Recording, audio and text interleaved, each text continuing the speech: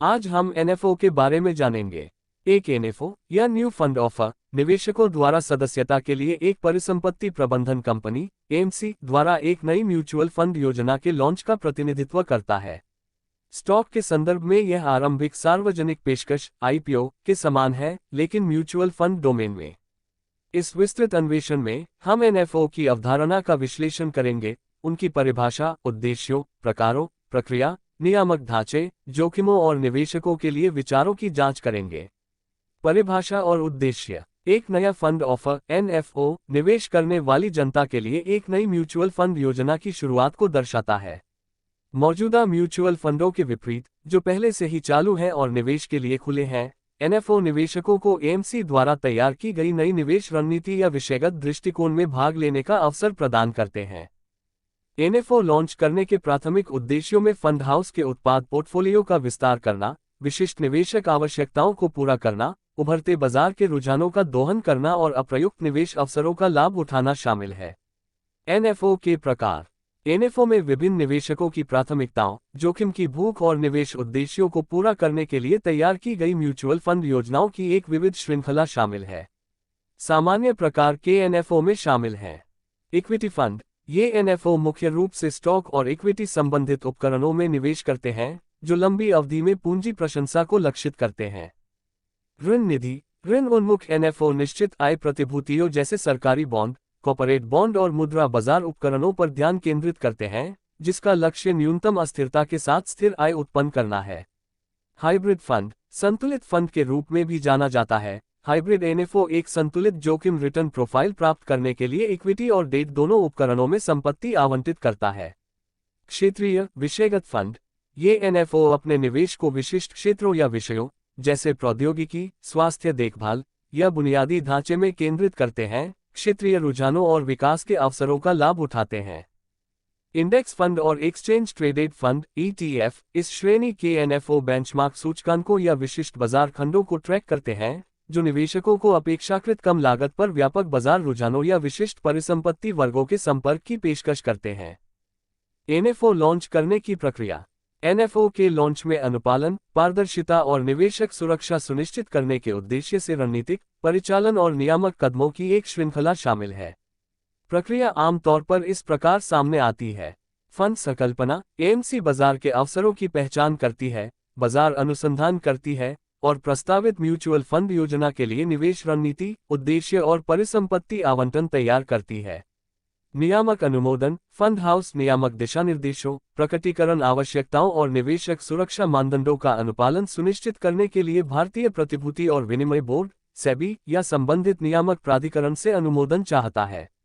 प्रस्ताव दस्तावेज तैयार करना। एएमसी प्रस्ताव दस्तावेज तैयार करता है, जिसे योजना सूचना दस्तावेज एसआईडी के रूप में भी जाना जाता है, जो फंड के निवेश उद्देश्यों, परिसंपत्ति आवंटन, जोखिम कारकों, शुल्क, व्यय और फंड प्रबंधक क्रेडेंशियल्स के बारे में व्यापक विवरण प्रदान करता है। विपणन और वितरण। एएमसी एनएफओ को बढ़ावा देने और संभावित निवेशकों को आकर्षित करने के लिए विपणन अभियान, रोड शो और निवेशक शिक्षा पहल आयोजित करता है। वितरक और वित्तीय सलाहकार सूचना प्रसारित करने, निवेशक की उपयुक्तता का आकलन करने और सदस्यता की सुविधा प्रदान करने में महत्वपूर्ण भूमिका निभाते हैं। सदस्यता अवधि। एनएफओ एक निर्दिष्ट अवधि के दौरान सदस्यता के लिए खुलता है, जिससे निवेशकों को ऑफर मूल्य पर योजना में निवेश करने की अनुमति मिलती है, जो आमतौर पर अधिकांश म्यूचुअल फंडों के लिए 10 रुपये प्रति यूनिट तय की जाती है। आवंटन और लिस्टिंग। सदस्यता अवधि समाप्त होने के बाद एएमसी निवेशकों को उनकी निवेश राशि और सदस्यता अवधि के अंत में गणना की गई एनएवी नेट एसेट वैल्यू के आधार पर इकाइयां आवंटित करती है। इसके बाद म्यूचुअल फंड योजना को स्टॉक एक्सचेंज पर ट्रेडिंग के लिए सूचीबद्ध किया जाता है, जिससे निवेशक निरंतर आधार पर यूनिट खरीदने और बेचने में सक्षम होते हैं। नियामक ढांचा। एनएफओ भारत में म्यूचुअल फंड को नियंत्रित करने वाले प्राथमिक नियामक प्राधिकरण सेबी द्वारा अनिवार्य नियामक निरीक्षण और अनुपालन आवश्यकताओं के अधीन है। सेबी एनएफओ के विभिन्न पहलुओं को नियंत्रित करता है, जिसमें फंड लॉन्च, प्रकटीकरण मानदंड, निवेश प्रतिबंध, परिसंपत्ति मूल्यांकन और निवेशक संचार शामिल हैं। नियामक ढांचे का उद्देश्य निवेशकों के हितों की रक्षा करना, पारदर्शिता बढ़ाना और म्यूचुअल फंड उद्योग में निष्पक्ष प्रथाओं को बढ़ावा देना है। एनएफओ के लिए प्रमुख नियामक दिशानिर्देशों में शामिल हैं।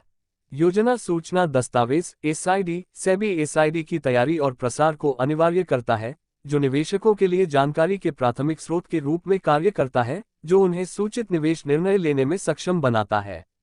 निवेश प्रतिबंध सेबी जोखिमों को कम करने, विविधीकरण सुनिश्चित करने और विवेकपूर्ण निवेश प्रथाओं को बनाए रखने के लिए निवेश प्रतिबंध और पोर्टफोलियो संरचना मानदंड लागू करता है। निरंतर प्रकटीकरण आवश्यकताएं म्यूचुअल फंड को निवेशकों को आवधिक रिपोर्ट, वित्तीय विवरण और भौतिक जानकारी के प्रकटीकरण के माध्यम से समय समय पर अपडेट प्रदान करने की आवश्यकता होती है, जो निवेश निर्णयों को प्रभावित कर सकते हैं।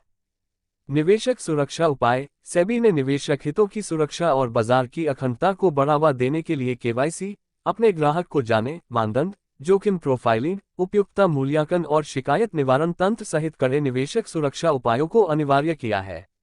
जोखिम और विचार जबकि एनएफओ निवेशकों को नए निवेश के अवसरों और नए बाजार विषयों तक पहुंच प्रदान करते हैं, उनमें कुछ जोखिम और विचार भी शामिल होते हैं जो सावधानीपूर्वक मूल्यांकन और उचित परिश्रम की आवश्यकता होती है। एनएफओ से जुड़े कुछ प्रमुख जोखिमों में शामिल हैं। बाजार जोखिम एनएफओ बाजार में उतार चढ़ाव, अस्थिरता और व्यापक आर्थिक कारकों के प्रति संवेदनशील होते हैं जो फंड के प्रदर्शन और एनएवी को प्रभावित कर सकते हैं। तरलता जोखिम नए लॉन्च किए गए एनएफओ को तरलता की कमी का सामना करना पड़ सकता है, खासकर शुरुआती चरण के दौरान, जो निवेशकों की उचित बाजार कीमतों पर इकाइयां खरीदने या बेचने की क्षमता को प्रभावित कर सकता है। प्रबंधकीय जोखिम एनएफओ की सफलता काफी हद तक फंड मैनेजर की विशेषज्ञता, निवेश कौशल और बताई गई निवेश रणनीति को प्रभावी ढंग से निष्पादित करने की क्षमता पर निर्भर करती है। प्रदर्शन जोखिम इस बात की कोई गारंटी नहीं है कि एनएफओ अपने घोषित निवेश उद्देश्यों को प्राप्त करेगा या तुलनीय बेंचमार्क या सहकर्मी समूह फंड से बेहतर प्रदर्शन करेगा।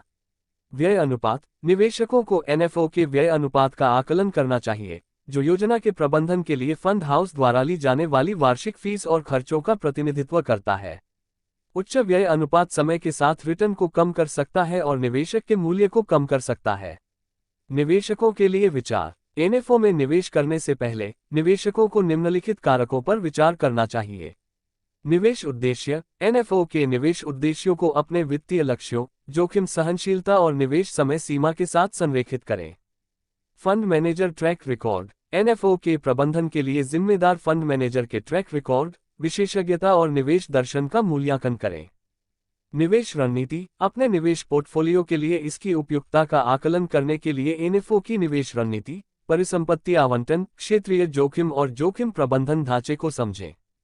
व्यय अनुपात और शुल्क लागत प्रभावशीलता और पैसे के लिए मूल्य सुनिश्चित करने के लिए एनएफओ के व्यय अनुपात की तुलना उद्योग बेंचमार्क और सहकर्मी समूह फंड से करें। पिछला प्रदर्शन जबकि पिछला प्रदर्शन भविष्य के परिणामों का संकेत नहीं है, निवेशक रिटर्न उत्पन्न करने के लिए एनएफओ की क्षमता का आकलन करने के लिए फंड हाउस की मौजूदा योजनाओं के ऐतिहासिक प्रदर्शन और फंड मैनेजर के ट्रैक रिकॉर्ड का विश्लेषण कर सकते हैं। निष्कर्ष अंत में एक नया फंड ऑफर एनएफओ निवेशकों के लिए विशिष्ट निवेश उद्देश्यों, बाजार विषयों और उभरते रुझानों के अनुरूप एक नई म्यूचुअल फंड योजना में भाग लेने का अवसर दर्शाता है। एनएफओ लॉन्च करके परिसंपत्ति प्रबंधन कंपनियां एएमसी अपने उत्पाद की पेशकश में विविधता लाना, निवेशकों की प्राथमिकताओं को पूरा करना और उभरती बाजार गतिशीलता का लाभ उठाना चाहती हैं। हालांकि निवेशकों को एनएफओ का मूल्यांकन करते समय निवेश उद्देश्यों, फंड मैनेजर विशेषज्ञता, निवेश रणनीति, खर्च जैसे कारकों पर विचार करते हुए उचित परिश्रम, विवेक और विवेक का प्रयोग करना चाहिए। आज के लिए बस इतना ही, मिलते हैं अगले वीडियो में।